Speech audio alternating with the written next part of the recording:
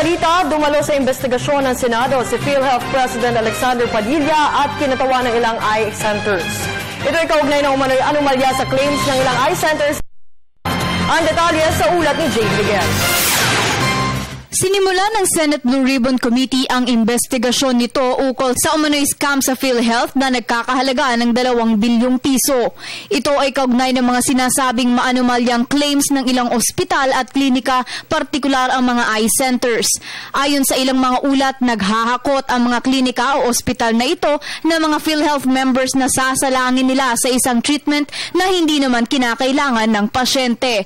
Base sa mga impormasyong nakalap ukol sa naturang scam, partikular sa mga eye centers, ang mga seekers na ito na hinahire ng mga institusyon, engganyo umano ang mga PhilHealth members na lilinisin ang kanilang mata ng libre, ngunit hindi na namamalayan ng pasyente na naoperahan na pala sila.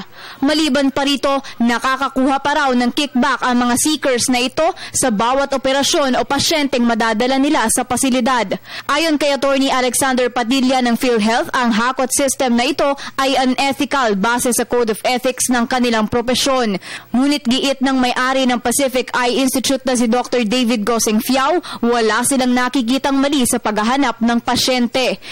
Wala naman pong legal definition ng solicitation o seeker.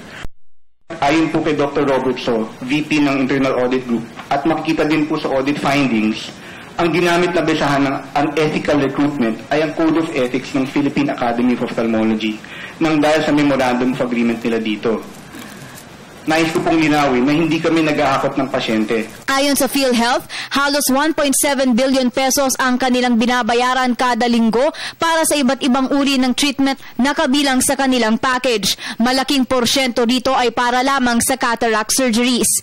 Noong nakaraang taon lamang, lumobo na sa 700 million pesos ang binabayaran ng PhilHealth para lamang sa operasyon.